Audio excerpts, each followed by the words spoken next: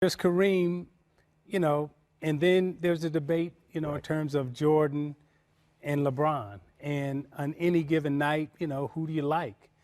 For me, I look at, the total body of work, what LeBron James is as a basketball player. And if I had to pick one over the other, right now I'm picking LeBron James over a Michael Jordan. Woo, them's just fighting words in some neighborhoods. So we heard Isiah Thomas choose LeBron over Michael Jordan. Scottie, been saving this topic for you. I'm so glad I'm here. I've been very excited about this. Do you agree with Zeke? I don't agree with nothing Zeke ever said. I don't even agree with nothing he ever did. Oh, get him. You know what? I find that comment there just hating, I've never seen this guy embrace or thank Michael Jordan for what he's done for the game, done for our league, done for all the kids out here in terms of basketball. Michael Jordan is the greatest player to ever put on shoes and play in our game. No doubt about it. I'm always asked about questions to compare him to LeBron. I try to make the best of it. You try to make the best of it? I've tried to make the best of it, but really the comparison shouldn't ever be made. They both play two different positions.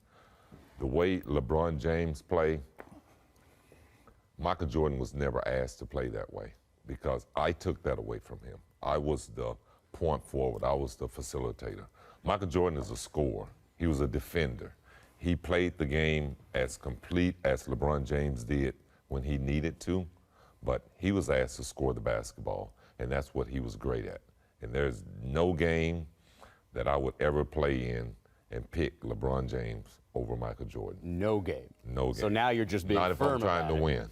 Not if I'm trying to win. I mean, I'm not going to give up my teammate who I won 6 championships with and go and start fishing in a pond thinking I'm going to catch a bigger and better fish. I didn't mean to laugh while you were talking, but T-Mac had his Kermit the Frog behind you. Hey, man, I'm just here for Scottie, man. I'm just here for Scottie. I want to hear what T-Mac has to say. No, I mean, I disagree with Zeke. I think Jordan is the greatest of all time in my book. What makes him better as a basketball player? Not the rings argument. What makes him better as a basketball player, like Scottie just described? What makes him better to you? For me, I think just completely just taking over games, when it really counts. Not deferring to anybody at any given time. Yeah, there's times where he passed off to a John Paxson or, a Steve Kerr. Yeah, but when it's time to get a bucket, I mean, MJ was that dude to take over a game, averaging 40 in the finals one year, winning that championship. I mean, defending the best players. Exactly. I can't. He's just the greatest to me, man. Does that Isiah Thomas comment? Doesn't take away from LeBron is awesome. Yeah. And best in our era that I've seen. He's the best. But the GOAT, that's and I can praise LeBron in a different way because people like T-Mac, guys that can score, would love to play with a guy like LeBron. Absolutely. Because they want the ball as well. But when you play with a guy like Michael, who's a superior scorer, and I've played most of my career with him, and when you hear a guy come out the huddle and you see that he wants the ball and he's working for it night in and night out, you can't compare him to LeBron because he's not that guy. LeBron is not going to be the guy that say, I want this last shot. Yeah, Get me the ball. It's going back to... I hear that from Michael. I've heard that from him. No matter what the situation is, get me the ball. Yeah. And basically, that tells me, get him the ball, or I'm calling timeout. No, it's hard for me to look back, in a few of those finals where LeBron just was a no-show. You look at the first championship run with Miami against in that Dallas series. I mean, it's hard for me to get over that, how he performed in that. Now, he's learned over the years of going back and being dominant, but, to have those mishaps, I mean, MJ never had that in his championship. Scott, you were talking during the break, though, about the physicality of LeBron James, his size, and you were saying what now, that you couldn't defend him if you played today? Well, this is why I think LeBron James' greatness come in, and this is where I put him up there as one of the greatest players because of his physical gift to the game. He sort of brought the Michael, the Kobe, the Magic, the Scottie, he has all our body size. He has our speed. He has our athleticism. And he's been able to do that and play the game the right way from a statistical standpoint, getting rebounds, making everybody on the floor better. And he's also a great scorer. So that makes him great within himself, and a guy that we've never seen play the game the way that he can, because he can dominate the game in a lot of areas as well. Here's why. MJ is the GOAT in terms of basketball accomplishment, but the overall, you know, when we talk about social issues, LeBron James is the GOAT in that, you know, in that sense. He's the greatest to ever do it. Great on the basketball court, but also great in dealing with social and political issues and not being afraid to voice his opinion and being very articulate on those, where a lot of guys, you know, shy away from, you know, even coming out saying anything. But people aren't using that as an argument for him over MJ. But you mentioned that you took sort of the ball handling away from him and some of the distributing.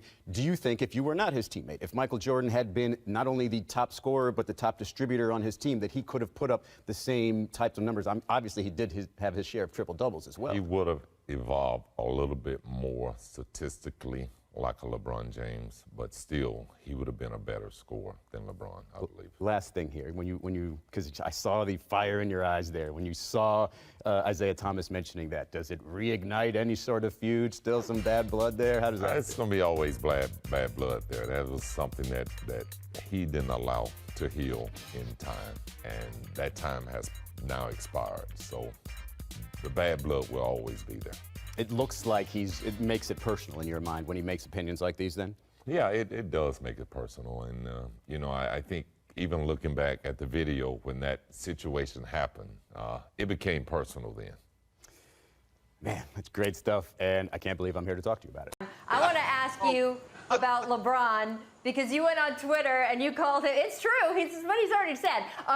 You went on Twitter and you called LeBron the MVP this season, and I want to know what you think gives him the edge over Giannis, besides, of course, the fact that you're the one who recruited him to the Lakers. Well, no, because I think that he affects the game. LeBron affects the games in so many different ways.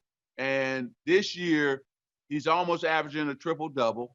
And when you think about the way he's played defense, and then last but not least, the way he's been an incredible leader, he has really brought those guys together and kept them going. And LeBron himself also is on a mission, right? He wants to show people that he can go from Cleveland to the Lakers and win a championship, and especially with all the history that the Lakers have.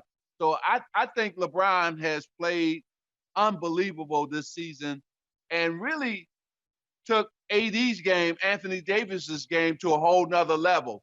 So I'm really impressed with LeBron. Now, Giannis, no question, he's had an incredible season. It wouldn't surprise me if he was named the MVP, right? But LeBron James, in my mind, has definitely won the MVP in my mind. Mac, I know you got a different opinion. I do.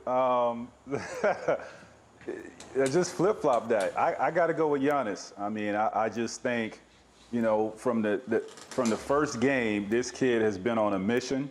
He arguably can be the Defensive Player of the Year this year, so he's playing both ends. I can't take anything from what LeBron James is doing in his 17th career, which is incredible to put up the numbers.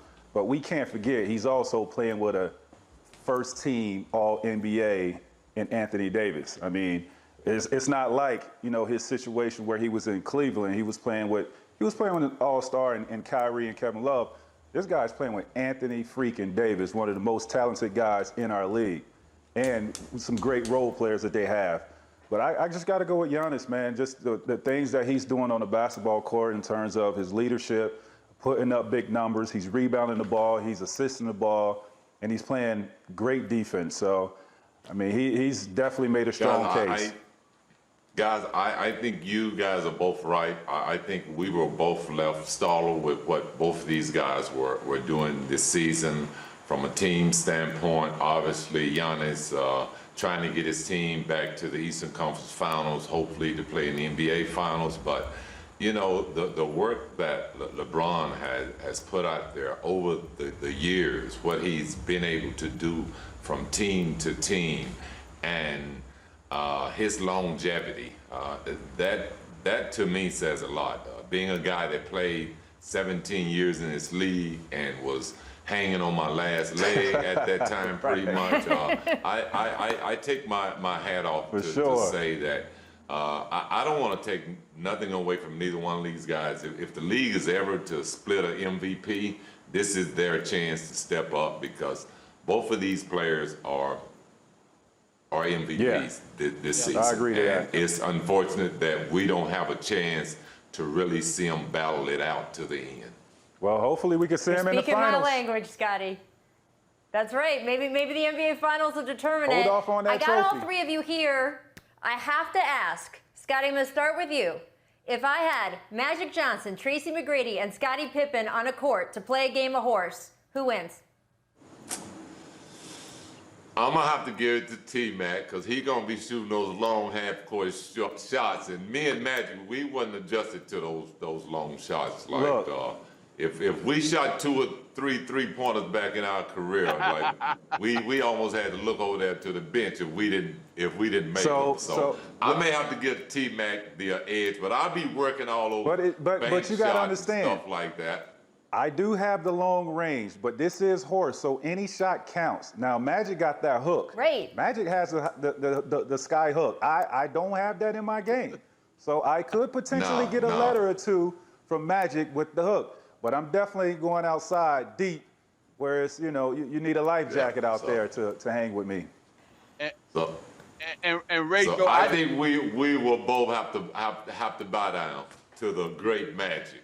Hey, Rachel, I just want to be the point guard with T-Mac on one wing and Scottie Pippen on another. That's all I want. Just, woo, can you imagine? You know what? Can you imagine?